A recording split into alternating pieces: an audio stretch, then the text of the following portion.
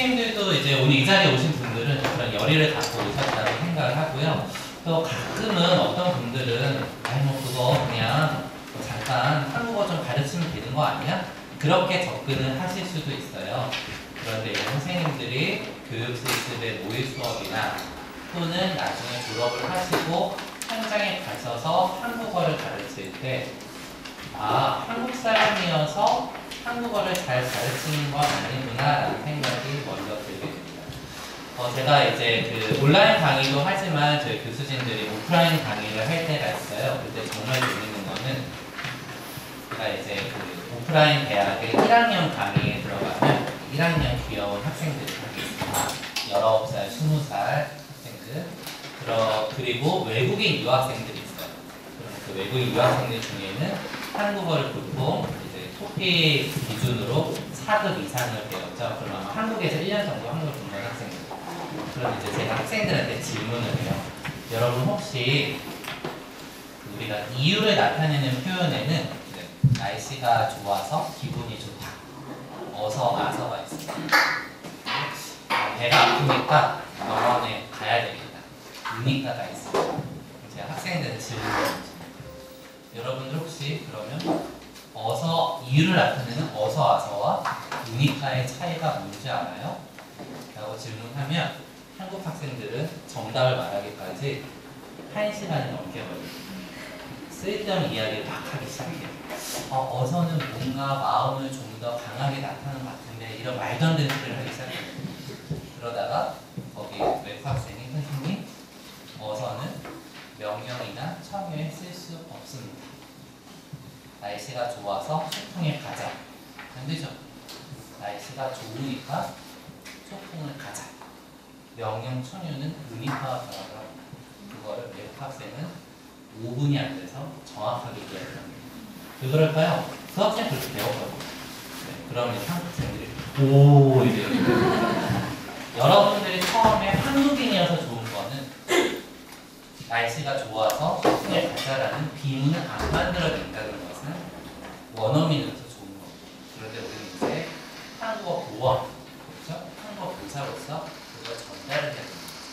그 전달을 하는 주요한 과정이 바로 교육 실습이 되는 건데요. 이 시간에는 선생님들이 교육 실습 한 학기를 어떻게 학점을 이수를 하고 보낼 것인가 중요한 것들을 좀 짚어보는 시간으로 준비를 했습니다. 한 1시간 정도 강의를 진행을 하고요.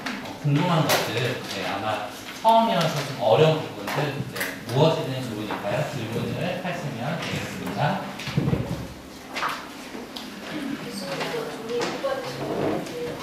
못 받으신 분은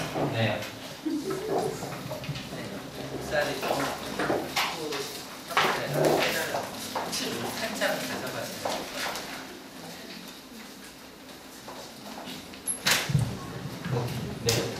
학부 대표님께서 해 오실 거고요. 그 한 장짜리 자료는 저희가 이제 홈페이지에도 올려놨고 이제 PPT에도 같이 나와 있으니까 보시다가 참고로 갖고 가시면 되겠습니다. 자, 한국교육실습 대관 오리엔테이션을 시작하도록 하겠습니다.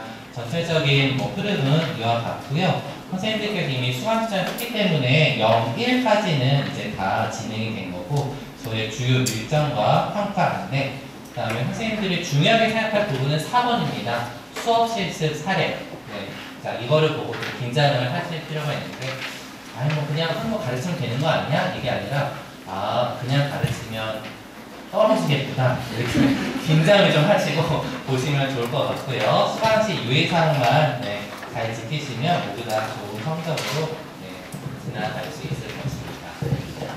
한국 교육 실습의 주요 내용은요. 먼저 여러분들은 온라인 콘텐츠를 수강하게 됩니다. 콘텐츠를 이제 수강하시면 거기는 초급 수업도 나오고 중급 수업, 고급 수업도 나옵니다. 그리고 거기에서는 수업을 어떻게 구성해야 되는가 여러분들 여러 수업 시간 들어서 알고 있을 거예요. 보통 일반적인 수업은 50분 수업으로 이루어지는데요. 4단계로 구성이 됩니다. 어떻게 처음에 뭐가 있죠? 도입, 그리고 제시, 그리고 연습, 활용, 마무리를 포함시켜도 되고요. 네, 그런 식으로 4-5단계로 구성이 됩니다. 근데 저희가 이걸 굉장히 강조를 하는데 많은 분들이 생각보다 특별히 이렇게 많이 이렇게 뭐라 그럴까요? 생각을 안 하고 오시는 분이 계세요. 그냥 이렇게 와가지고 자 읽어보세요, 해보세요. 네, 그렇게 하면 안 되는 거죠.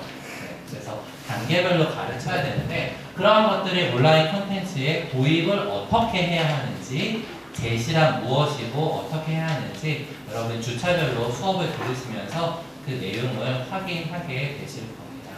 자, 미리 하나 말씀드리자면 저는 이제 처음 한국어 교사를 했을 때가 2007년에 그 한국외대 한국문화교육원이라는 기관에 가서 가르쳤어요. 그때 저는 제시에 굉장히 중요하다고 생각을 했어요. 문법을 정확하게 해야지. 그러다 시간이 지날수록 제시는 여러분들이 단어의 이해, 기초 문법, 지도 문법에 대해서는 굉장히 잘 아세요. 그런데 초보 선생님일수록 무엇을 잘 못하냐면 도입을 잘 못합니다. 근데 저는 시간이 지날수록 우리 한국 속담 있죠. 뭐가 감이다? 도입이 수업이 감이에요. 도입만 잘하면 그 수업은 끝까지 정말 재밌게 완벽하게 흘러갑니다. 도입의 부점이 굉장히 중요한데 시간이 지날수록 저는 도입이 얼마나 중요한가 이렇게 좀 연차가 쌓일수록 그걸 느꼈어요. 학생들에게 흥미를 이끌어내면서 내가 그날 전달하고자 하는 학습 목표를 전달하고 내용으로 들어오게 하는 단계가 도입이기 때문에 그 구성이 어떻게 되는지 수업을 통해서 잘 확인을 했으면 좋겠습니다. 그럼 이제 여러분들은 그 강의안을 작성하게 돼요. 문형 6개가 배분이 됩니다. 선생님들이 선택하는 건 아니고요. 저희가 정해서 그것을 공지를 합니다. 자, 문형을 받으면 1년 전에 수업 시간에도 이야기했는데 문형을 받으면 무엇을 해야 할까요? 문형 연구를 해야 합니다. 연구를 하려면 무엇이 중요할까요? 네. 좀 로맨틱한 대답이십니다. 맞습니다. 네. 정답 어떻게 하셨어요? 1제 수업 들으셨어요? 아, 네. 제가 그 얘기를 해요. 문형을 받으면 그 문형을 사랑하라고 말씀드립니다. 네. 사랑하는 게 무슨 말이냐면 여러분이 예를 들어서 은니까 라는 문법을 받았다면 은니까 이유 하면 되게 이게 아니라 처음에 여러분 사랑하는 사람을 어떻게 바라보냐면 그윽한 눈빛으로 뚫어져라 바라보죠. 문형을 뚫어져라 이렇게 바라봐야 됩니다. 그리고 나는 네가 궁금해. 네가 알고 싶어. 너라는 문형은 도대체 어떤 것을 나한테 숨기고 있는 거야? 그런 식으로 여러분 접근을 하시면 되겠습니다. 그래서 문형을 받으면 아니 너 이거는 뭐 한국 사람이면 이럴 때 쓰는 거 아니야? 그렇게 접근하시면 안 돼요. 왜? 한국 사람이 접근하는 것과 외국 학생들이 시작하는 것은 굉장히 다릅니다. 외국 사람들에게 이해 가능한 교사 말을 사용하셔야 되고요.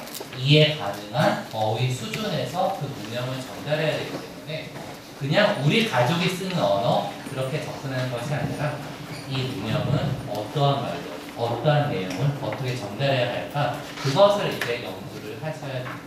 그래서 첫 번째 강의안 작성은 굉장히 중요해요. 저희가 첫 번째 강의안에 완벽한 강의안을 써라 그것을 요구하진 않습니다. 그런데 선생님들이 많이 연구를 해서 고민해서 나온 강의안의 피드백을 받는 것과 그런 경우도 있어요. 물론 이제 상황이 다 다르겠지만 어떤 분들은 시간이 없어서 그럴 수도 있겠죠. 굉장히 약간은 좀 저희가 피드백을 드리기 어려운 강의안을 제출하실 수가 있어요. 시간이 없다 보니까 도입에서 그냥 예를 들어 은닉하면 뭐 학생들과 상호작용하면서 도입한다. 제시, 은닉받은 이유다. 이렇게 좀 저희가 피드백을 드릴 수가 없어요. 저희가 도입을 다 구성해서 TS를 교수들이 줄 수 있는 게 아니기 때문에 선생님들이 고민을 그만큼 많이 한 교환일수록 저희가 선생님들이 수업을 잘할 수 있도록 피드백을 드립니다. 그래서 첫 번째 강의안 작성 때 조금 더 머리를 붙이시고 강의안을 작성하시면 좋겠습니다. 그리고 이제 저희가 피드백을 드리는 거는 아마 지금 1번부터 7번까지 적혀 있을 텐데 일단 화면에 나오겠지만 한국 교육 현장에서 거의 제일 오래되신 분은 진교수님이시죠? 20년 넘으셨고, 그다음에 제일 경력이 적으신 분도 10년이 넘으셨거든요. 네, 그래서 그런 선생님들 피드백을 이제 드리는데 가끔은 이제 또 우리가 사람이다 보니까 피드백을 받으면 첫 번째 기분이 나쁩니다. 그래서 선생님 이거는 잘못 접근하셨습니다 하면 나한테 잘못 접근했더라고 내가 얼마나 노력했는데 이런 생각이 들게 되어 있어요. 네, 한번 하셔도 괜찮아요. 생각 한번 하신 다음에 네, 그 다음에 이렇게 찬물 한잔 드시고 다시 한번 피드백을 꼭 찍으시면 더 나은 네, 그 강의하는 과정을 수업하실 수 있으니까요. 그런 과정이 이제 강의한 자체와 저희 교수진들의 피드백으로 이어지게 됩니다. 자, 그 다음에는 선생님들이 초급과 중급 수업을 온라인 수업으로 관찰을 하게 돼요. 초급 수업과 중급 수업이 샘플로 나가거든요. 근데 저희가 참관을 하게 될 때 그 한국 사람들의 특징이 하나 있어요. 일단 참관에 오시면 팔짱을 낍니다. 다리를 꼬기 시작하고 이 사람이 얼마나 잘하나 보자 약간 이런 식으로 보시는 분들이 좀 계세요. 자, 그런데 어떤 수업이든 이건 완벽한 수업이다 이런 수업은 없습니다. 제가 50분 수업을 하더라도 참관자의 눈으로 보면 선생님 저거 스펠링 틀린 것 같은데 저기서 왜 저런 말을 했지? 발음이 좀 이상한데 막 집어낼 수 있어요. 그런 거를 보시는 게 아니라 전체 수업을 어떻게 진행하는지를 유념해서 보시는 것이 좋습니다. 그리고 도입, 제시, 연습, 설명, 마무리하는 단계의 흐름이 어떻게 진행되는지를 유념해서 보시면 좋고요. 그리고 초급 수업과 중급 수업은 선생님들이 들으시면 교사말이 조금 다르다는 것을 느끼실 수 있을 거예요. 어떻게 교사말을 사용해야 하나 그것을 유념해서 보시는 것이 굉장히 중요합니다. 특히 초급 수업 같은 경우는 초급 수준에 맞는 교사말을 사용해야 돼요. 지금은 아마 그렇지 쉬운 말로 하자 정도일 텐데 네, 그것은 이제 수업을 보시면 차이를 느낄 수 있습니다. 그런 경우가 있어요. 입교시나 수료식 때 이제 어떤 기관에서 행정 직원분들이 오셔서 이야기를 하면 학생들이 약간 표정이 이런 표정이 무슨 말인지 잘 못 알아듣는 거죠. 그럼 이제 행정 직원분들이 여러분 제 말이 어려워요. 그러면 쉽게 할게요. 여러분 안녕하세요. 천천히 어려운 말을 해요.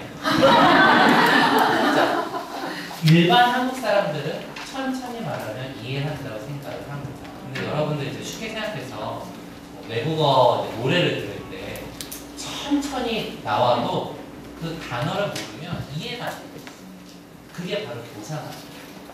초급 학생들이 아는 말, 중급 학생들이 아는 말, 어떻게 그 말을 사용해서 수업을 진행할 것인가 그런 것들을 여러분들이 온라인 그 수업 참관을 하면서 그 점을 유념해서 보셔야 합니다. 뒤에도 나오겠지만 참고로 말씀드리면 저희가 피드백을 드릴 때 제시는 상당히 잘해오세요. 그 다음에 이제 그 통제된 연습도 굉장히 많이 잘해오시는데 지적한 많은 부분이 교사말 확인하세요. 교사말 확인하세요. 이 부분이 굉장히 나빠요. 보통 내 말로 쓰거든요. 나에게 친숙한 거. 그런데 이 문형을 배울 학생들 수준에 맞는 걸로 가르쳐라. 여러분 그거 배우셨죠? I 플러스 1 기억나시죠? 네. 그러면 이제 그 I를 어떻게 잡아야 되느냐? 초급으로 잡아야 되는데 내 언어 사용 여부로 잡으시면 안 되거든요. 그런 것들을 수업을 관찰하시면서 이제 보시게 되고요. 그 후에 가장 하이라이트죠. 지금 오신 분들은 대부분 유형 1을 선택하신 분이실 거예요. 유형 2 선택하신 선생님 계신가요? 이 자리에 안 계시죠? 동영상 찍어서 USB 보내주신 분이 해외에 계신 분들의 경우 하나니까 자, 그래서 선생님들은 면대면으로 수업 실습을 진행하게 됩니다. 사이버웨이의 자랑이자 장점이자 저희 교수진들이 굉장히 힘들어하는 부분이 바로 면대면 실습인데 저희가 그 동아리에서 많이 하더라고요. 이제 그 선생님 학생 역할하고 근데 그게 한계가 있죠. 근데 저는 진짜로 외국 학생들을 섭외를 합니다. 진짜로 딱 초급 수준 학생들을 섭외를 해서 4명이 앉아 있고요. 이제 선생님들이 가르치게 되는 거죠. 그러한 면대면 실습이 이어지게 됩니다. 이 부분은 이제 선생님들이 다 그 자격에 맞춰서 이제 온 거기 때문에 간단하게 넘어가면 네, 이렇게 뭐 8과목, 유수환사, 부전공은 뭐 12학점, 그 다음에 선수 과목들이 이렇게 있는데 이것을 선수 과목을 한 이유가 다 있습니다. 네, 일단 외환교육학개론 같은 경우는 전체적인 내용을 알아야 되는 거죠. 문법론, 의미론, 그 다음에 뭐 발음, 그 다음에 문법 교육, 어휘교육, 발음교육, 그 다음에 이해교육, 표현교육 이런 부분도 있어요. 기능교육 부분. 그러니까 전체적인 개발을 알아야 돼서 하는 거고요. 외환 문법론 같은 경우는 결국에 저희가 학생들에 가르치는 것은 한국어 문형입니다. 그래서 문법을 정확하게 알아야 할 수 있기 때문에 문법은 반드시 들어야 되고요. 어문 규정. 네. 어문 규정은 사실 이게 현실적인 것과 이제 규범적인 것에서 혼동이 있기는 해요. 그러나 우리는 한국어 교원입니다.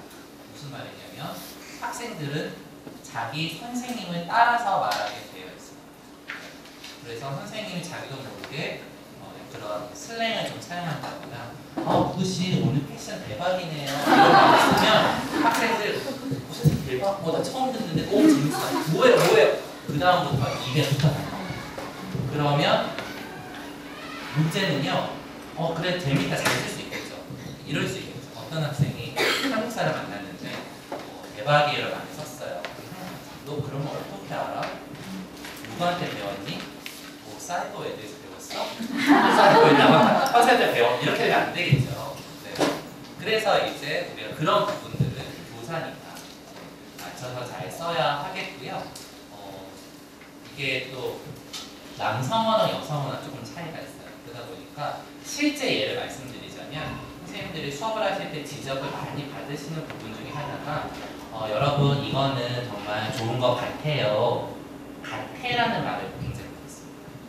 현실적으로 쓰죠. 네, 여러분들이 뭐 저녁 먹으면서 이렇게 사용하실 때 틀리니까 앞으로 사용하지 마. 그냥 엄마 아빠가 이제 선생님 될 거니 그러면 쓰면 안 돼. 그러실 필요도 없어요. 그건 써도 되는데 학생들에게 가르칠 때는 정확한 말을 써야 한다는 거예요. 학생들을 대할 때는 또는 혼자 있으면 네, 외로워요 이런 거를 애로워요 이런 식으로 발음하시면 되고요. 네. 그러니까 나의 언어 습관을 이번 기회에 한번 돌아볼 필요가 있어요. 네. 그럴 수도 있지. 그럴 수 있어요. 우리끼리 있을 때는. 근데 저희가 교육 실습의 피드백을 들을 때는 저는 항상 그것을 기준으로 듭니다. 선생님들이 졸업을 하시고 어떤 기관이나 정부 프로그램이나 면접 시험을 볼 때 이렇게 만약에 하신다면 어떨까? 그 기준으로 피드백을 드립니다. 그렇기 때문에 선생님 뭐 사람이 실수할 수도 있죠. 뭐 그건 이제 평소에 하시고 진짜로 모의 수업을 진행하실 때 강의 쓸 때는 맞춤법이나 띄어쓰기들 한 번씩 확인해 보면 좋을 것 같습니다. 요새는 좋잖아요. 한글에 맞춤법이나 일단 띄어쓰기가 조금 이상하다 싶으면 빨간 줄이 다 떠요. 빨간 줄 일단 뜨면 한 번 확인해 보시면 되는데 그거를 안 하고 이제 딱 보면 저희도 딱 열어보면 빨간 줄이 굉장히 많아요. 그러면 이제 교수님들은 아니 이 선생님 바쁘셨나? 이 정도는 확인할 것 같은데 그런 생각을 갖게 되는 거죠. 네, 그래서 어문규법은 한국 사람들이 굉장히 무시하는 부분 중에 하나예요. 근데 우리 한국어 교원이 될 사람들이니까 좀 관심을 갖고 지켜서 했으면 좋겠다. 문법 교육론, 문법론과 문법 교육론은 굉장히 다릅니다. 문법론은 문법 그 자체에 대한 거고요. 그 자체를 어떻게 지도할까, 어떻게 교육할까, 그것이 이제 문법 교육론이고요. 이제 언어교수 이론은 이제 어떤 배경 지식이 될 때가 많은데 교수법들, 근데 이제 제가 지금 언어교수 이론 강의를 하고 있지만 이것이 최고의 교수법이다 이런 건 없어요. 선생님들이 강의안을 작성하다 보면 무조건 나는 의사소통식에 맞춰서 해야 돼. 그럴 필요는 없어요. 문형마다 조금씩 다 다르고 다 통합되어서 그 환경에 맞는 최적의 교수법을 찾으면 되겠습니다. 조금 부끄럽지만 제가 이제 만든 교육문법의 지도법 도입을 어떻게 할까? 학생들이 선생님 이거랑 이건 뭐가 달라 했을 때 대답을 해줄 수 있어야 되거든요. 이제 그런 내용들이 있어서 실제 제시는 어떻게 할까?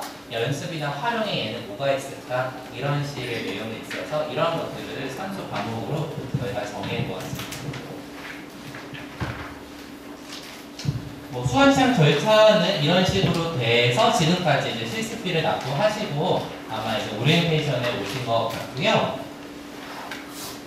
주요 일정에 대해서 간략하게 설명을 드릴게요. 학생들께서 이제 그 학기 시작하기 전에 수강 신청하셨고 오늘 9월 1일 토요일 특강에 참여를 해주셨습니다. 그리고 이제 수강 신청 변경주를 지나면 당장 오늘 끝나면 오늘 하시는 게 사실 제일 좋고요. 네. 공지가 월요일에 올라갈 거예요. 과제를 내시라고. 과제 1. 오리엔테이션 동영상 확인서를 작성한다. 그럼 이제 거기에 문제가 몇 개 있어요. 거기서 제발 틀리지 마시기를 한번 부탁드리는데 이거는 한 번만 집중하면 다 100점을 맞을 수 있는 문제를 드립니다.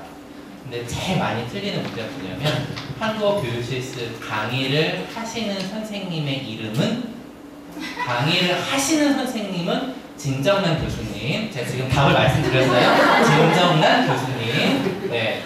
자기 담당 교수 쓰는 게 아니고 강의를 하시는 분. 그다음에 자기 반 담당 교수가 있어요. 1반, 2반, 3반. 혹시 3반 있으세요? 3반. 3반. 네. 3반은 노채한 교수님. 진정란 교수님 쓰시면 안 돼요. 제가 보고 일단 이렇게 쫙 하면서 제 마음에도 스크래치가 붙어요. 그러니까 자기 반 교수님 성함을 한 번 더 확인하시고 그 운영 교수님 성함을 쓰셔야 돼요. 네. 자, 그래서 그거를 일단 굉장히 간단한 과제이기 때문에 뭐 바빠서 못 냈어 이런 핑계가 통하지 않고요. 네, 꼭 제출을 하시기 바라고요. 그 다음에 교수학습 활동 어떻게 구성하는지 1, 2, 3으로 이제 진행이 됩니다. 중요한 거는 이제 4주차에 강의한 1회 목표 운영이 배분이 됩니다.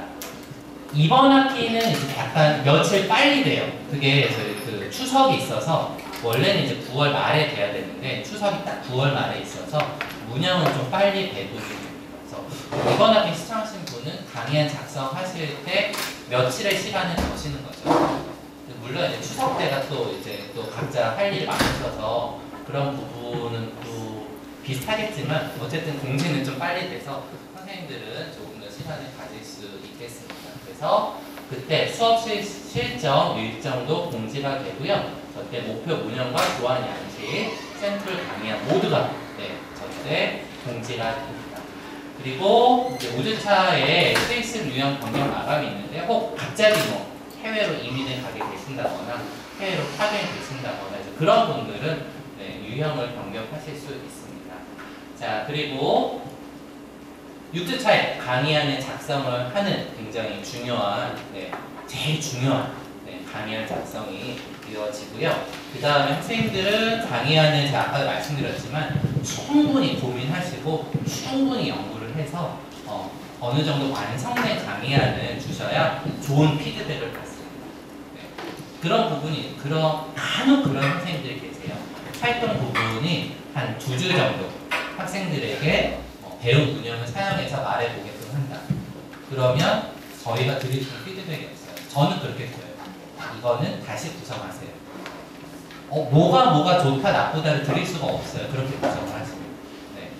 그래서 구성하실 때 굉장히 좀 시간이 많이 있으니까 고민 많이 하셔서 연구 많이 하시고 강의안은 제출하시기 바랍니다.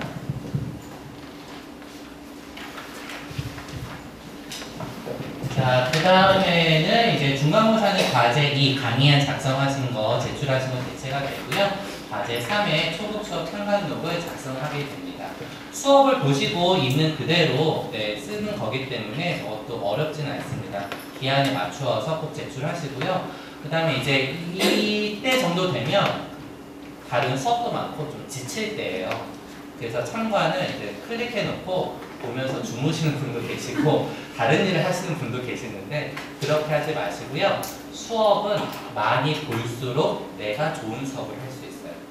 그래서 기회가 되시면 한 번이 아니라 보면 볼수록 다르거든요.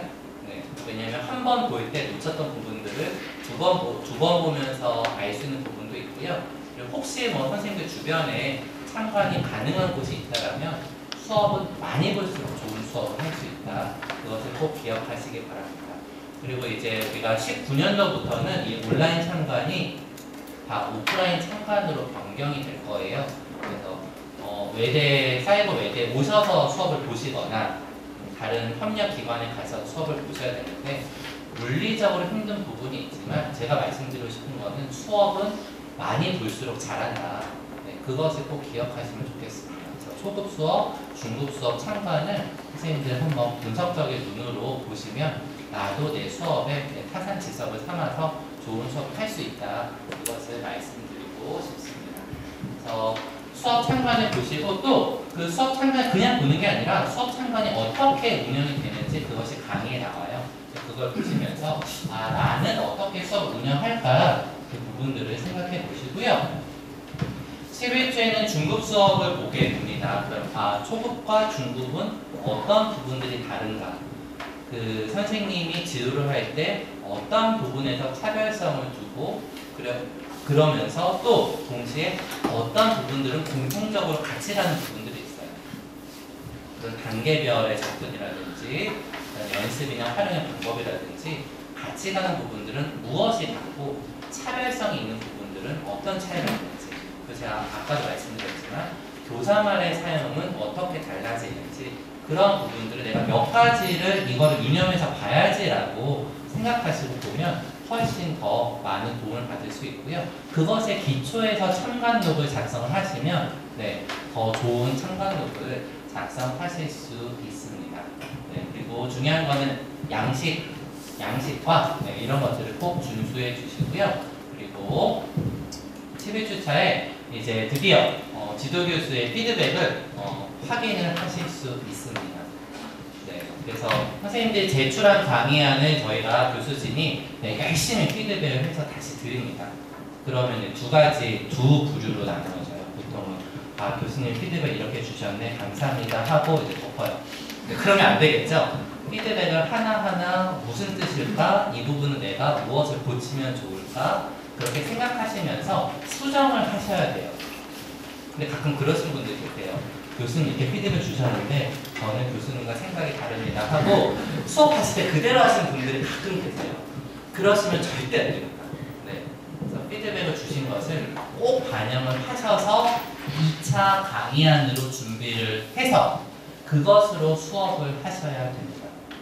그래서 일단 사람이 이렇게 과제를 내면 뭔가 다 끝났다 이런 마음이 들거든요. 절대로 끝이 아니고 피드백을 반영해서 업그레이드한 강의안을 작성하시고 그것으로 수업을 하셔야 된다는 거 제가 여러 번 강조해서 말씀드릴게요. 그래서 여기 피드백을 반영한 강의안으로 수업 실습을 한다.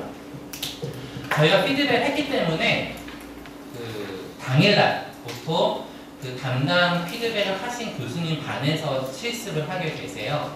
그러면 저희가 보는 순간 반영이 됐네 안 됐네 바로 다 압니다. 그죠?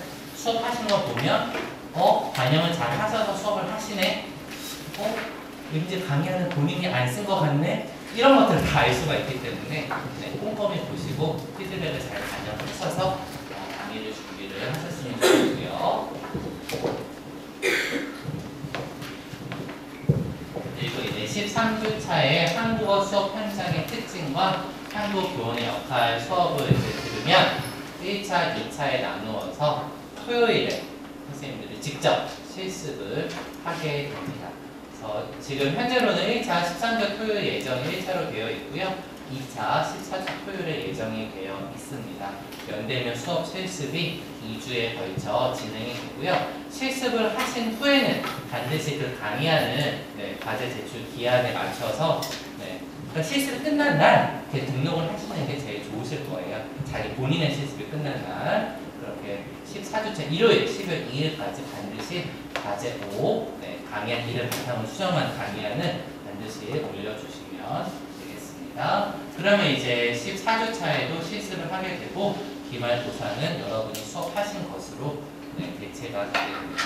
이렇게 그러면 이제 한 학기 수업 실습이 끝나게 되는데요. 중요한 거 과제 수행시 유의사항. 숙지뿐만 아니라 필독이라는 말도 있죠. 그래서 제출 마감일을 반드시 지켜주셔야 됩니다. 네, 제출 마감일을 지키지 않으면 네.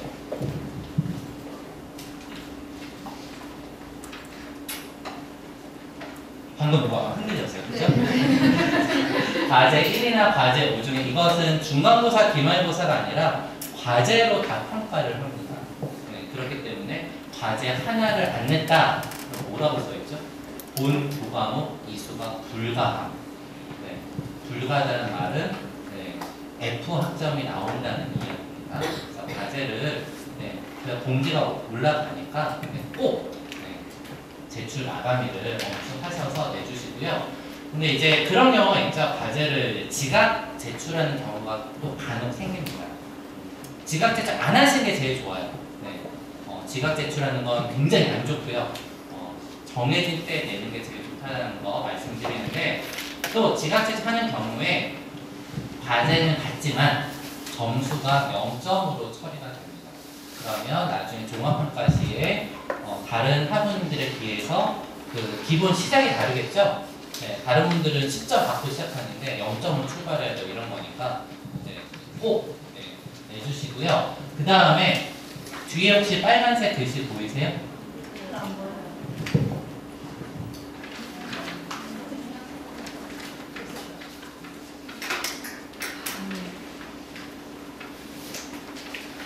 자, 빨간색 글씨 보이시죠? 이제 이거는 중요하기 때문에 다 같이 큰 목소리를 한번 읽어보겠습니다. 시작! 강의한 과제의 경우 지각 제출 시 강의한 피드백을 받을 수 없음. 네.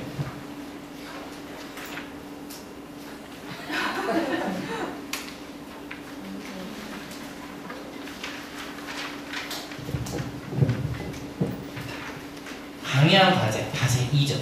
선생님들이 이것을 지각으로 내시면 그 담당 교수님 피드백을 받을 수가 없습니다.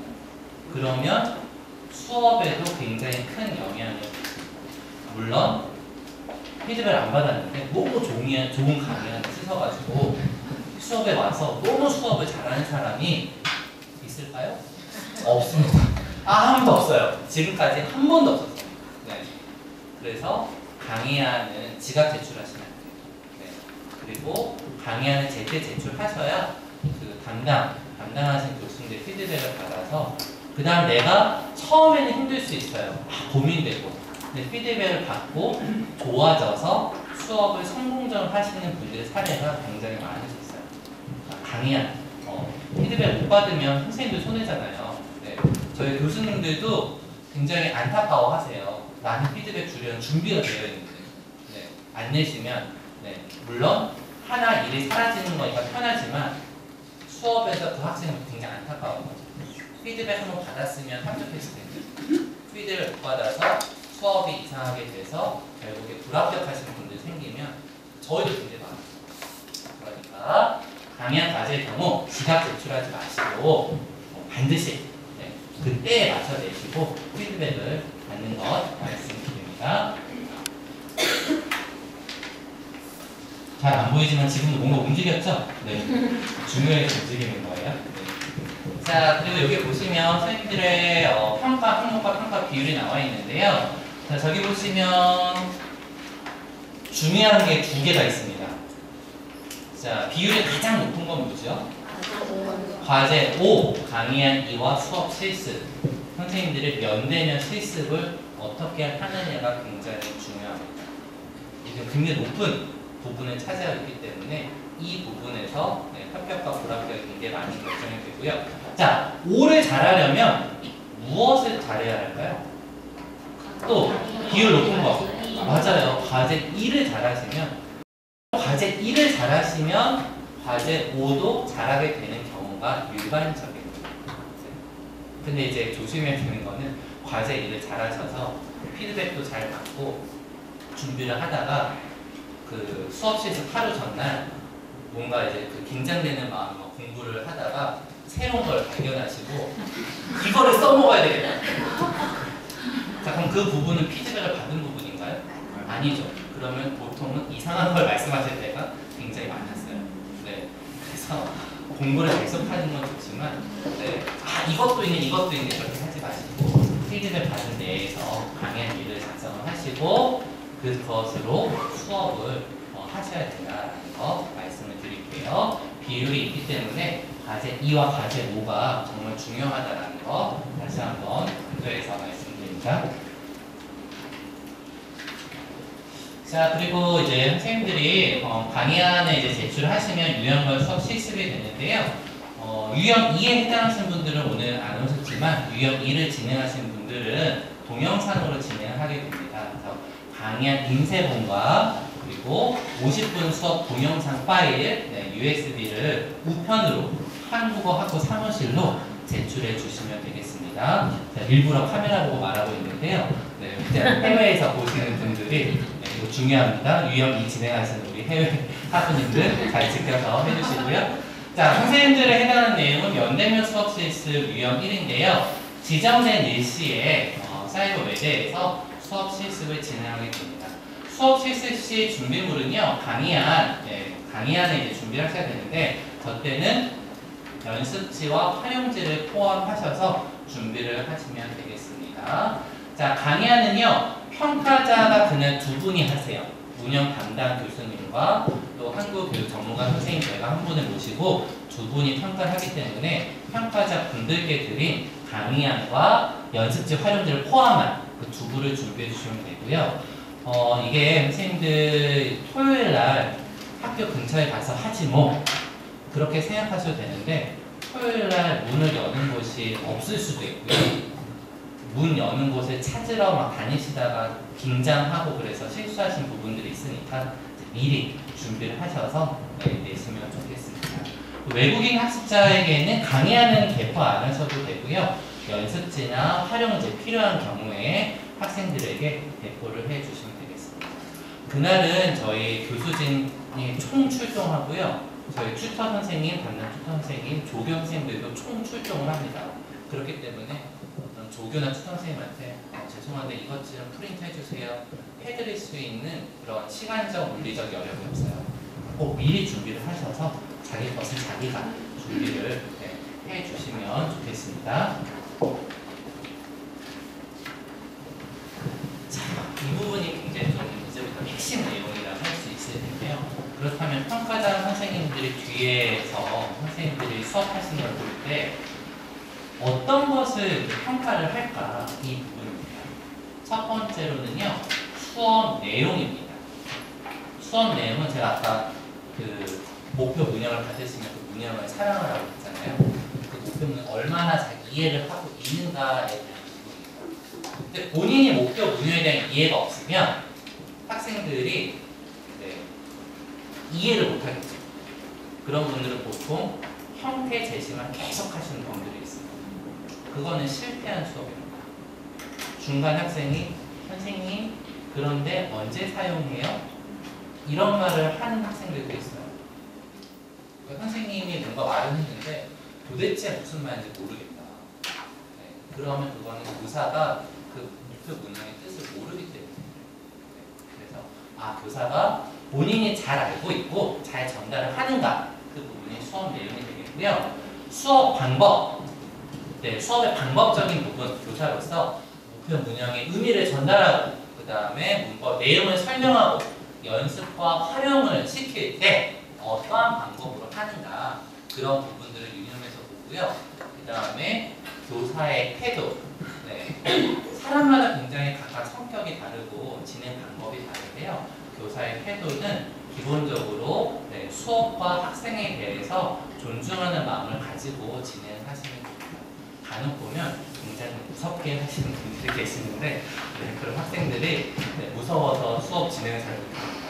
너 이것도 몰라 이런 식으로 접근하시면 이제 안 되고 그래서 너무 이제 학생들 개인적인 질문이라든지 너무 이제 그 국가 차별적인 발언이라든지 이런 경우가 생기는 건 간혹 있어요. 그런 부분들을 조심할 수 있도록 수업 시간에 교사로서의 필요한 자질이나 태도에 대해서 충분히 들으시면 그 부분을 유념해서 수업을 하시면 좋겠고요.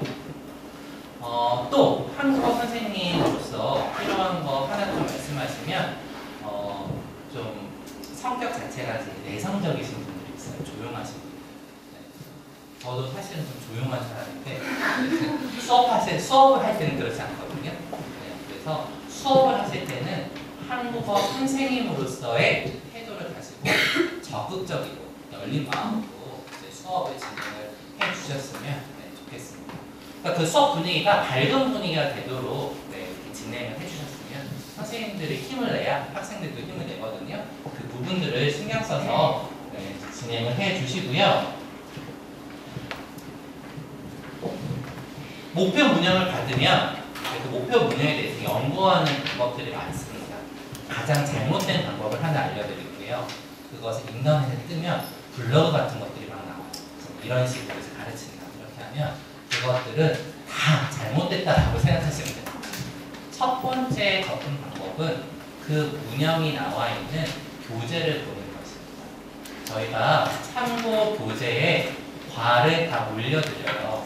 그래서 저희 보시면 한국교재 세종한국어 1에서 4, 한국교재 한국외국어대학교에서 나온 왜냐면 학생들이 대부분 외대 학생들이 많아서 그 학생들이 무엇을 배웠나 알 수 있기 때문에 외대 교재인 외국인을 위한 한국어 1에서 3 세종한국어 교재는 인터넷으로 다 볼 수 있어요. 내용. 그렇기 때문에 쉽게 접하실 수 있으니까 교재를 보라고 하는 이유는 그 문형이 사용된 대화를 보면 A, B 보통 이제 한 4줄이나 5줄 정도의 대화가 나옵니다. 자, 대화에는 뭐가 필요하죠? 대화의 상황. 어떤 상황에서 이 문형을 사용하고 있는지 그 교재를 자세히 보면 알 수 있습니다. 그리고 그 학생들이 어떠한 말을 사용하는지 단어 수준을 우리가 알 수 있어요. 자, 그렇다면 선생님들 중요한 건 이런 거죠. 내가 문형이 나와 있는 그 과만 볼 거냐? 아니요. 그 과 전에 있는 거는 싹 보셔야 돼요. 그리고 교재를 볼 때 처음에 제일 앞장에 뭐가 있죠? 한 장 딱 넘기면 목차가 있어요. 그 다음 딱 넘기면 인사말 같은 게 나오죠. 이체로만. 그 다음 딱 넘기면 교수 요목이 나옵니다. 몇 과에 무슨 문형을 배운다. 가끔 발음이 나와 있는 경우도 있고요. 그러면 내가 하는 문형은 앞뒤에 어떤 것이 있구나 알아요. 수준을 안다는 겁니다. 그래서 그 강의안을 작성할 때 저희가 교사말이나 문형 수준의 피드백을 드릴 때 그런 피드백을 드립니다. 교재를 보세요. 그 이유는 선생님들이 초급 문형인데 자 여러분 이 말은 언제 써요? 우리가 뭐뭐라고 하잖아요. 자 제가 잘못 쓴 거는 먼저 라고 하다를 사용하면 안 돼요. 이거는 초급에서 안 배우는 거예요. 자나요? 안 돼요. 네. 그런 것들을 교재를 보면 순서가 나와 있어서 내가 어떠한 말을 사용해야 되는구나를 알 수 있습니다. 그래서 교재를 보라고 했습니다. 근데 이거는 저희가 OT 할 때마다 굉장히 중요하게 말씀드리는데 실습 진짜 하실 때 선생님 그래서 교재는 좀 보셨어요? 그러면 보긴 봤는데 이런 대답을 하시는 분들이 계세요. 보긴 봤는데는 잘 안 봤다는 말씀이시죠? 그러니까 교재를 여러 번 보시고 그 내용에 교재의 문법 설명들이 있어요. 그런 것들을 좀 참고하시면 좋겠습니다. 누리 세종학당 전자책으로 확인이 가능하고요. 대부분 아마 가입을 하셨을 텐데 가입을 혹시 안 하신 분들은 회원 가입을 하시면 세종한국어뿐만 아니라 여러 가지 교육 자료들을 이용하실 수 있으니까 꼭 가입을 하시고요. 여기 홈페이지 주소가 나와 있는데 나중에 이 자료가 올라가면 클릭하면 바로 연결이 되거든요. 꼭 확인을 해 보시기 바랍니다.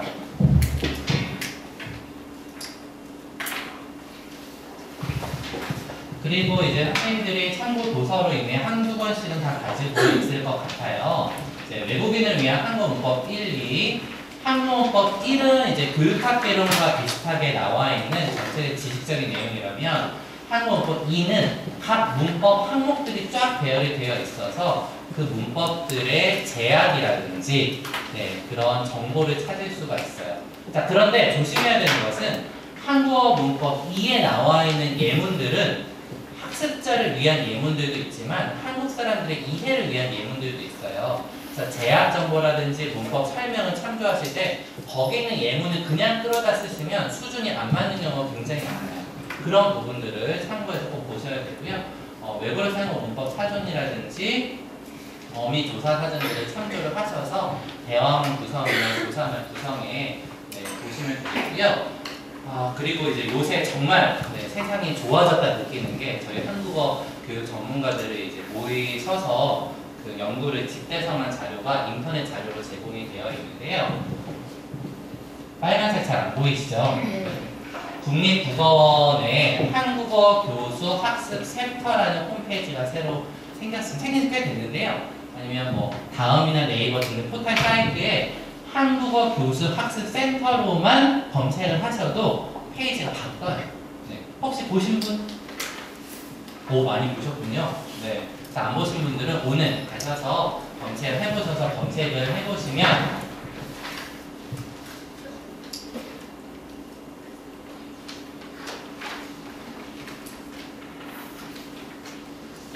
자, 여기에 문법 교육 내용 검색을 한번 해보겠습니다.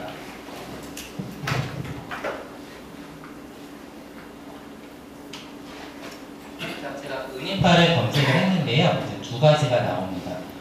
첫 번째 은인파는 이유나 근거를 나타내는 연결 어미라고 나왔고요. 두 번째는 발견 나타낸다 해서 첫 번째를 클릭해 볼게요. 그리고 전체를 보면 이거 좀 이게 장점이자 단점인데 초보 교사들이 이제 수업을 구성하기 굉장히 편하게 되어 있어요. 자막 예문이 다 나와 있잖아요. 제가 처음에 이제 그 한국어 교사일 때는 이런 게 없으니까 머리를 쥐어 짜내면서 쓰는 거죠. 그래서 내일 수업을 해야 되는데 1시간 수업하는데 한 3시간. 그래서 이제 딱 올리면 위에서 선생님 다시 쓰세요. 웃으면서 이렇게 말씀하시면 또 막 다시 쓰고. 네. 근데 이런 것들이 이제 좀 샘플들이 다 나와 있어서 좋아요. 그런데 하나 단점은 이제 제 자랑을 살짝 하자면 저는 제가 스스로 고민을 했기 때문에 뭔가 딱 말하면 바로 딱 나와요. 근데 이제 이런 것들 참고를 할 수 있는 요즘 선생님들은 약간 시어머니 말을 하자면 문형 딱 던졌을 때 바로 딱 안 나와요. 읽는 걸 많이 참고를 하니까. 그래서 그런 부분들을 근데 선생님 처음에는 참고를 할 수밖에 없잖아요. 그래서 그러한 다만 예문들이나 문장 예문들을 보시면 되고요. 진짜 좋아하시는 게 도입까지 어떻게 해라 나와 있잖아요. 얼마나 좋아요. 그리고 형태 정보. 근데 이제 형태 정보를 이렇게 나와 있으면 선생님들이 수업하실 때 학생들한테 이렇게 하시는 분들이 있어요. 여러분 보세요. 먹다 동사예요. 동사 정도는 많이 쓰니까 그 정도 되는데 여러분 보세요. 먹다 어간 끄듬절에 받침이 있어요 없어요? 그럼 학생들은 어간 끄듬절 무슨 몰라요. 선생님들 영어 배울 때 무슨 어간 이런 말 들어보셨어요? 스템, 엔딩 이런 말 들어보셨어요? 그럼 우리 안 쓰고 그냥 배우잖아요. 학생들은 똑같아요. 우리는 교사니까 그런 말을 공부를 하지만 그래서 여기 선생님 근데 청구문헌에 그렇게 나와 있었는데요 하시면 안 되고 여러분 먹다 보세요. 받침 있어요? 은이 봤어요. 이렇게 말하면 돼요. 근데 그거를 어간 끄듬절하는 학생들이 선생님 똑똑해요. 박수 쳐줄 수 있겠지만 그런 부분들을 조심하셔서 내용을 참조하시되 그런 부분을 고려하시고요. 여기에 이제 제약 정보들도 나와 있죠.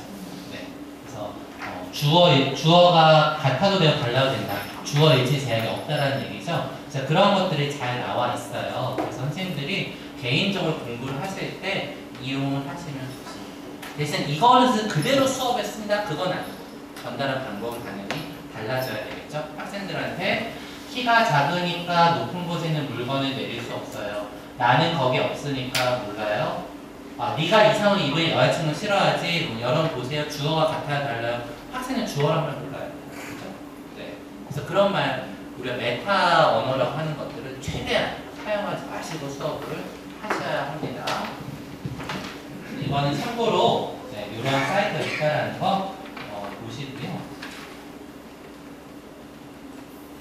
자, 수업 실습 사례에 대해서 몇 가지 말씀을 드리겠습니다. 네, 빨간 글씨 잘 안 보이시죠? 근데 노는 보이시죠? 네, 제 이름 영어로 써놓은 게 아니라 이렇게 하면 안 돼요. 네. 저희는 선생님들이 다 합격을 하기를 원합니다. 그래서 간혹 이제 수업 시간에 선생님 다음 학기 다시 하셨으면 좋겠는데 말을 할 때 내적 갈등이 얼마나 심한지 몰라요. 네. 그래서 이렇게 하면 안 돼요. 첫 번째, 목표 문형에 대한 연구 없이 수업을 진행하는 경우. 이 경우는 제가 지금까지 보면 선생님들이 생업이 너무 바쁘셔서 잊고 있는 경우가 많아요. 네. 그리고 이게 한국어다 보니까 이에요? 뭐 책상이에요? 학생이에요? 그렇게 쓰는 거 아니야? 그 정도로 생각하지 마. 그 다음을 구성해야 되는데 그걸 구성을 못하는 경우가 굉장히 많은 거죠. 일단 목표 문제에 대한 연구가 없는 경우 100% 떨어집니다. 100% 불합니다.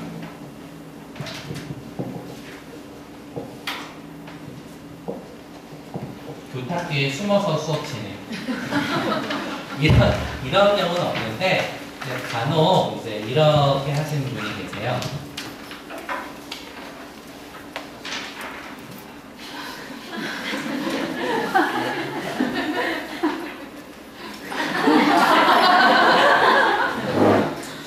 연기 잘하죠. 이렇게 하시는 분들. 근데 당일날 너무 떨리시는 거 저도 잘 알아요. 근데 계속 하면 학생들은 선생님들 도와주려고 하거든요. 최대한. 네, 떨지 마시고 너무 소극적인 선생님이 되면 안 되고. 네, 그래서 자기 성격이 너무 나는 사람들 앞에 성격이 두렵다는 분들도 계세요. 그날만큼은 좀 그걸 깨셔야 된다. 그리고 저희가 중요하게 생각하는 거는 강의한 칠판, 천장이나 벽만 보고 진행, 저게 안 된다. 왜냐? 학생들은요 정말 사랑스러운 눈빛으로 교사를 응시합니다. 그렇죠? 네, 그런데 학생이 보고 있는데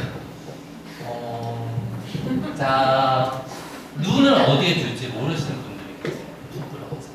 네, 부끄러워하지 마시고 아이 컨택. 네. 아이 컨택의 큰 장점이요. 내가 전달이 잘 안 해도 학생이 눈을 마주치면 대답을 막 해요. 그래서 학생들과 눈 마주치면서 우리 너무 당연한 거잖아요. 다 아세요. 근데 당일날 어려워하시는 분들이 있어서 강의식 일반적인 진행 저 경우는요. 교육계에 종사하시는 분들, 그러니까 교사분들, 그다음에 학원에서 이제 가르치는 분들, 그런 분들이 두 번째의 식으로 많이 하세요. 본인들은 잘 모르시고 나도 모르게 그렇게 되죠. 저도 항상 조심하는 게 지금도 너무 말이 많네요. 이런 생각 계속 하면서 강의를 해요. 근데 한국 수업은 강의식이 되면 절대 안 돼요. 뭐가 중요할까요? 그렇죠. 상호작용. TS가 중요한데 어떤 분들은 강의 안에 T가 한 10개 있어요. 근데 내가 앞에 서면 내가 일단 말하면 내 말은 한국어잖아요. 시간은 굉장히 잘 가요. 그리고 뭔가 학생들하고 많이 말한 것 같아요. 잘 혼자 말했는데 한국어니까. 그럼 근데 뒤에서 보면 학생들이 무슨 말 했지? 근데 A 학생은 네? 아니요. 그것만 하고 있는 학생도 있어요. 교사가 많은 거 같아요. 그거는 선생님들마다 조금 다를 수는 있지만 제 수업에서는 100% 떨어지는 수업이에요. 상호작용 굉장히 중요하게 생각을 합니다. 그 다음에 이제 수업 자료만 거의 나열하면서 진행은요. 한 짐 싸우시면 됩니다. 쓰세요. 다 썼어요? 네, 쓰세요. 그럼 학생들이 어떻게 할까요? 열심히 써요. 학생들이 일단 교사가 주니까 열심히 씁니다. 네. 그러면 분위기가 조용히 쓰기만 하니까. 그리고 주위에 있는 사람이 일단 평가자가 재미가 없어요. 왜 자꾸 쓰기만 하지? 좀 말하기도 하면 좋은데. 네. 그래서 내가 수업 자료를 적당히 사용하면 좋지만 계속 나열하는 거는 자신이 없어서 수업 자료 나열을 하기보다 사실 좋은 수업은 TS로 끝까지 가면 그게 정말 좋은 거예요. 네, 학생과 말하면서 뭔가 꼭 쓰지 않아도 학생의 말이 빵빵 터지면서 하하 이렇게 되면은 충분히 성공하는 수업입니다. 그 다음에 이제 중요한 거, 강의 진행 시 학습자 숙달도를 고려하지 않은 언어 구사. 네. 이 초보 선생님들 중에 이제 초급 시간에 예를 들어 운영 중에 초급 후반부에 듣는 데다가라는 운영이 나와요. 그래서 우리 학교 대표님은요 열심히 공부하시는 데다가 또 학부에도 열심히 하시잖아요. 그래서 정말 좋아요. 이런 얘기를 두 가지를 말하는 는데다가 배우는데 어떤 분들 활용해. 자 여러분 우리 토론을 해봅시다.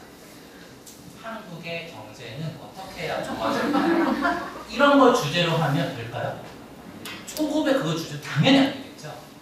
그런 거 숙달도를 무시하고 요즘 이슈가 경제 위기니까. 자, 요즘 이슈는 그 남북한이니까. 내 생각에는 이게 요즘의 이슈니까 가져와서 하면 좋지 않을까? 안 좋아요. 네, 안 좋습니다. 네. 그 학생들 수준을 고려한 수업을 작성하셔야 돼요. 네. 그래서 나의 언어 영역이 아닌 학생들의 언어 영역을 봐야 되는 거고, 교재를 보면 대표적인 연습 활용들이 굉장히 많이 나와 있어요. 그런 것을 조금 이용하시면 좋은데 내 생각에는 요즘 이슈를 다뤄야 돼. 네, 그런 건 별로 좋지 않아요. 고급에 가면 괜찮죠. 고급은. 네. 근데 내 문형이 초급이나 중급 초반부 문형인데 그걸 맞지 않은 걸 다룬다? 그런 것을 지양하셔야 되겠습니다. 그 다음에 속도, 어휘, 발음. 속도는요 일부러 천천히 하실 필요는 없어요. 근데 너무 빨라지는 분들이 있어요. 수업을 하다 보면. 네, 빨라지는 건 조심하시고 계속 상상적인 걸로 진행하시면 좋겠고요. 저도 이제 좀 말이 빠른 편이에요.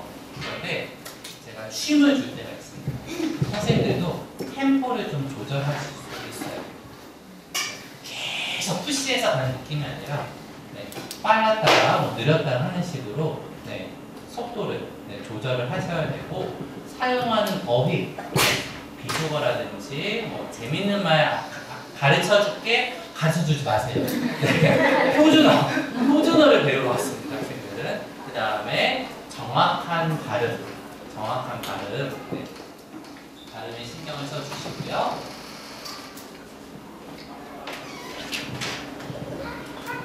메타 언어를 과하게 사용하는 거는 어렵습니다. 이제 문법 용어는 간혹 가다가 이제 동사, 형용사 정도는 사용하게 되는 경우가 있어요. AV, DB로 우리는 보통 사용하지만 우리는 다 AV, DB로 배웠죠. 기관에 따라서 동사, 형용사를 사용하는 기관들도 있긴 해요. 근데 그 정도는 뭐 가능하 치더라도 가끔 어떤 선생님들은 이제 한국어 공부하다 보면 교육 실습 정도 들을 때가 되면 선생님들 이제 문법이나 이런 내용 좀 재밌어졌을 거예요. 용어에 친숙하게 됐을 거예요. 그래서 한국어는 음절 말에 격자음이 올 수 없습니다. 이런 대답 말을 막 하려고 하세요. 절대 하시면 안 돼요. 그건 내가 교사로서 알아야 되는 지식이지. 네. 아니면 여러분 여기 받침 한국어 받침 2개 발음 안 돼요. 이렇게 말하면 되잖아요. 그거를 굳이 잘난 척하는 용어를 사용한다? 학생이 이해가 안 돼요. 그래서 메타 용어, 문법 영어는 최대한 줄여주시고요. 학습자의 모국어, 영어, 중국어, 외국어 등 학생들은 한국어를 배우러 왔습니다. 근데 이제 이런 경우 있잖아요. 중국 학생이 앉아있으니까 중국에서 왔어요? 나도 중국에서 몇 년 살았는데 그래서 중국어로 니하오 선생님 잘해요 하고 속마음은 이 선생님 왜 그래? 이렇게 생각하는지 반가워 이렇게 생각하는지 아무도 몰라요. 나는 반가워서 내가 하는 외국어 막 한다? 뒤에 앉아있는 평가자들한테 100% 마이너스 요소입니다. 이 수업뿐만 아니라 어떤 기관에 가도 저 선생님 외국어 잘하는 애들 뽑지 않아요. 그 외국어는 면접이나 자기 쓰는 거에 이 정도 외국어 실력 있다고 들으면 되지 수업 시간 외국어 절대 하지 마세요. 그리고 그런 경우가 있어요. 이제 뭐 예를 들어서 아어여 보다를 가르친다. 아어여 보세요. 이해를 못하니까 try, to try 이런 선생님들이 계세요. 그러면 그 말을 들은 외국 학생들 중에는 영어 진짜 못한다 이렇게 생각할 수도 있어요. 발음이 이상한데 왜 영어를 쓰는 거야? 절대 한국어는 외국어로 가르치는 거 아니에요. 한국에서. 왜? 다국적 학생이기 때문에. 학생들이 이제 해외에 가셔서 단일 언어권 학생들을 가르칠 때는 그것이 통용될 때가 물론 있어요. 한국에서 가르칠 때는 한국어는 한국어 가르치셔야 하겠습니다. 근데 이제 여기 나와 있는 게 해외 거주자인 경우에 4명이 다 똑같이 같은 언어를 사용하는데 간단한 단어를 모른다. 그런 거는 뭐 알려줘도 상관이 없죠. 네. 그래서 그런 것들은 유동적 사용 가능하지만 한국에서 다국적 학생들을 상대로 강의를 하실 때는 반드시 한국어를 하셔야 된다. 기억을 하시고요.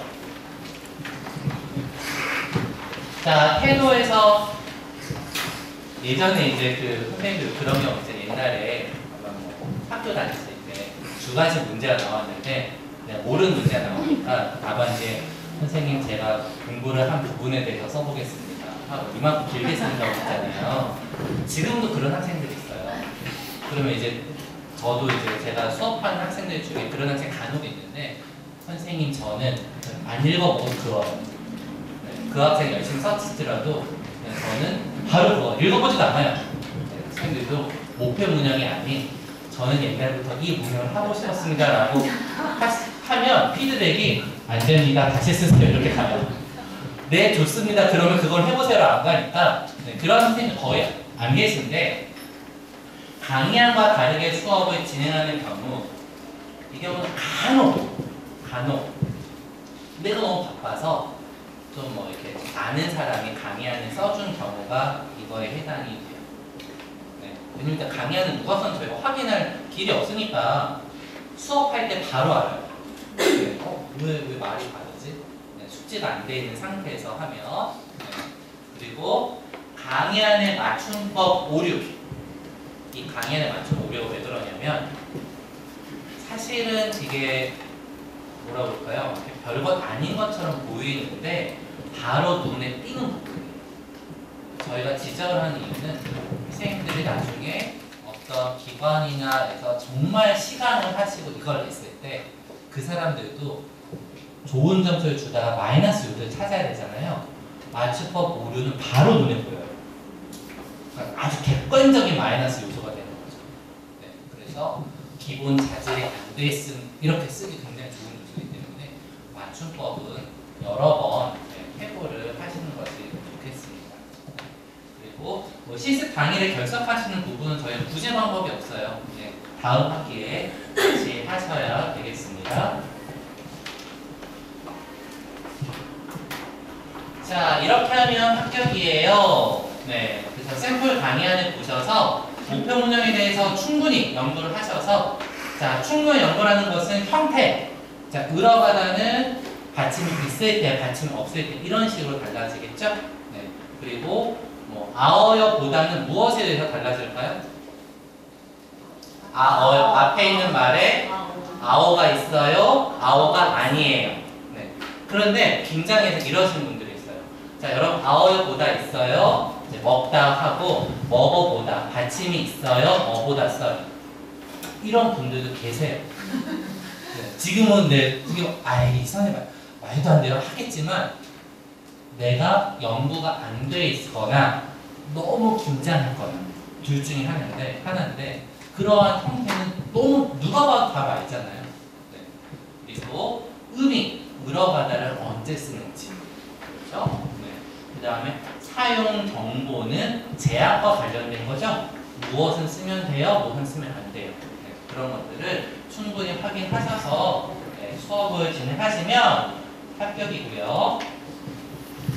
수업 방법 아까도 말씀드렸지만 아이 컨택, 눈을 보며 수업 실습을 진행하시고 상호작용, 학생들과 상호작용.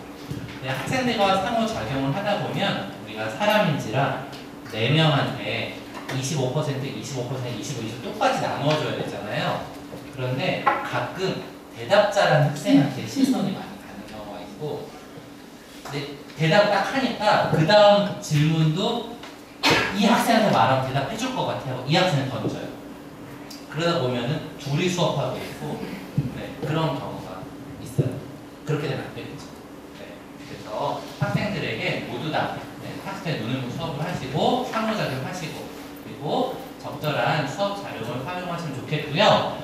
그리고 우리가 주의해야 되는 것, 을 수 있다 옆에 뭐라고 쓰여져 있죠? 가능이라고 쓰여져 있습니다. 을 수 있다로 가능을 나타내는 예문 하나만 만들어 보시겠어요? 수영할 수 있다. 선생님 수영할 수 있으세요? 이거는 가능인가요? 능력이죠. 선생님 그 근처에 수영장 있어요? 하시는 근처에 10시에 수영할 수 있어요? 아, 10시에도 수영할 수 있어요. 이거는 뭐죠? 가능이죠. 을 수 있다가 가능과 능력으로 구분을 합니다. 을 수 있다 가능이나 능력이란 표시가 안 돼 있는 경우도 있어요. 여러분 어딘가 시간 가셨을 때 그러면 그때는 능력을 먼저 하시고 가능을 하시고 그런 식으로 통합으로 수업을 하셔도 돼요. 그런데 이렇게 가능 되어 있으면 가능만 가지고 해야 되는 거예요. 네. 능력이 되어 있으면 능력만 가지고 수업을 하신다는 거예요. 네. 굉장히 안타까웠던 그 예가 면서를 수업하시는 분이 네. 그 초급에서의 면서는 우리가 AV 면서라고 합니다. 그래서 AV 면서면 제가 보통 이제 그런 저는 예전에 수업할 때 기타를 들어와가지고 기타를 막 치면서 노래를 불렀어요. 그래서 선생님 뭐해요? 기타를 치면서 노래를 해요. 그래서 수업이 잘 갔어요. 근데 갑자기 그 선생님이 여러분 오늘 날씨는 어때요? 좋아요. 또 어때요? 따뜻해요. 맞아요. 오늘 날씨는 따뜻하면서 좋아요. 한국 사람 면서를 그렇게도 써요. 상황 두 가지를 나타낼 때도 써요. 동시 상황에도 써요. 문법서에 동시 동작과 동시 상황도 있어요. 그래서 이 선생님은 그래, 학생들이 동시 동작 잘했으니까 상황까지 확장해야지. 뒤에 있는 평가자는 뭐라 생각하냐면 누가 확장하라고 했어?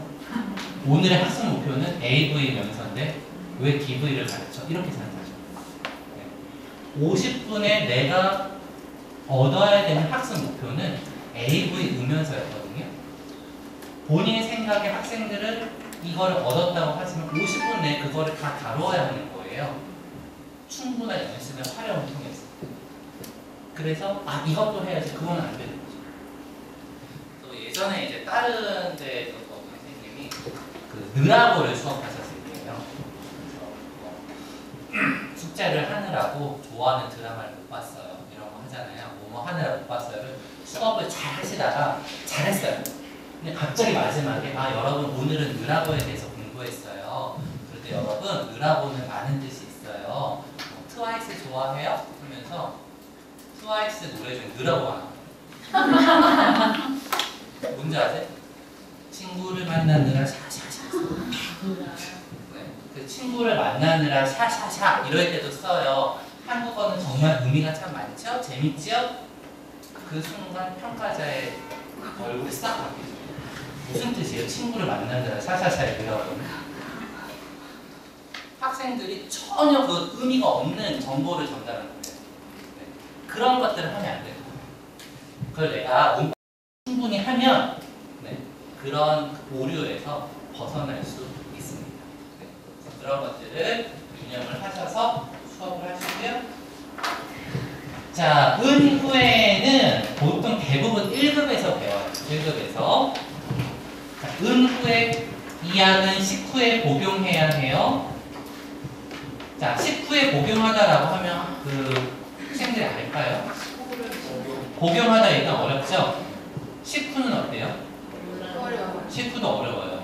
네, 저렇게 말하면 학생들은 이 약은 해요. 거기까지만 알아요. 물론 고개는 끄덕입니다. 네.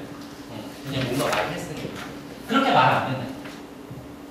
이 약은 밥을 먹어요. 그 다음에 약을 먹어요. 이 약은 밥을 먹어요. 그리고 약을 먹어야 해요. 이런 식으로 바꿔서 충분히 쉬운 말을 할 수 있어요. 네. 학생의 말을 그 수준을 잘 알고 교사말을 구사하셔야 되겠습니다. 아까 뭐 여러분 나온 거 목표 문형으로 하시고 맞춤법 그리고 마감일을 잘 지켜서 성실히 과제를 수행하시면 되겠습니다. 자, 그리고 이제 그 주의사항 몇 가지 말씀드리면요. 강의안 작성하실 때 아까 말씀드렸죠? 피드백 반영해서 수정한 강의안으로 수업을 하셔야 돼요. 1차 강의안이 아니고 2차 수정한 걸로. 저희가 수정이 얼마나 됐는지도 보기 때문에 그런 부분 중요하게 꼭 보시고요. 그 다음에 강의안 작성 시 유의사항은요. 저희가 양식을 올려드려요. 그럼 그냥 거기에 쭉 쓰시면 돼요.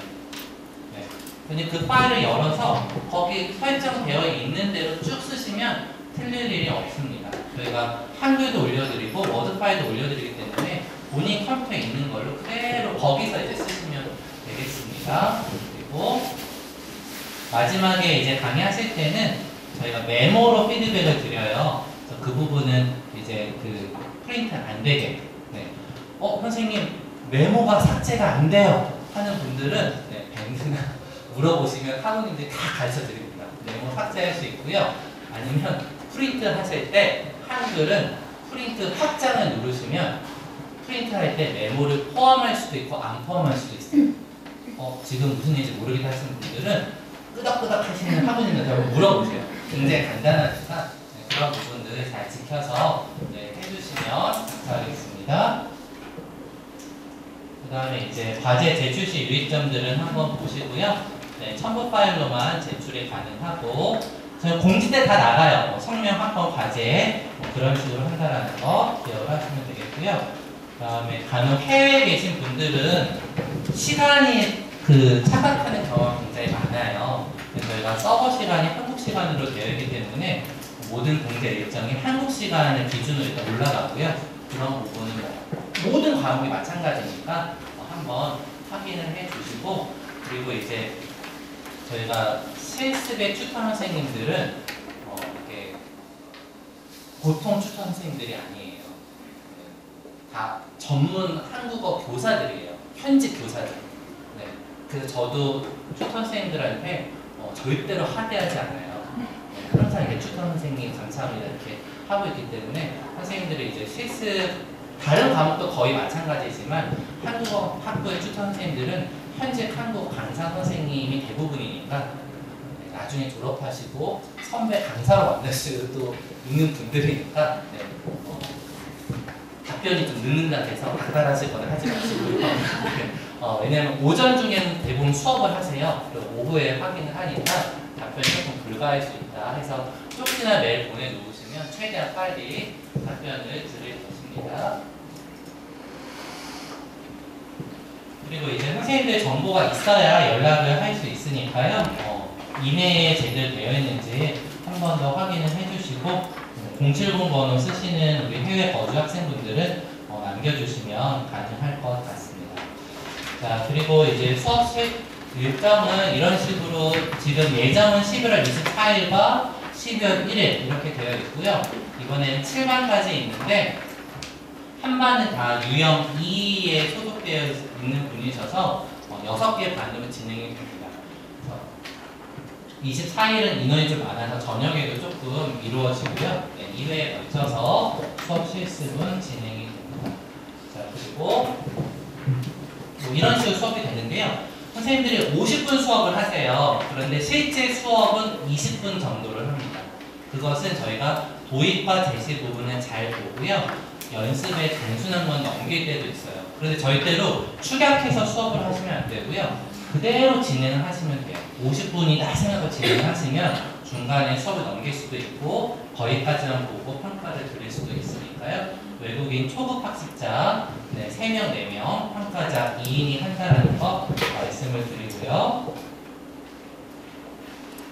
그리고 그렇게 수업을 하시면 저희가 10분 정도, 한 분당 10분 정도 피드백을 드려요. 그래서 한 분씩 드리고요. 그리고 이제 6명이 한 팀이 돼서 들어오는데 한 분이 수업하실 때 5분들은 열심히 그 수업을 참관하시면 되겠습니다. 그래서 6분이 한 팀이 되어서 한 3시간 정도 소요가 된다라는 거 당일에 다시 공지가 나갈 거고요.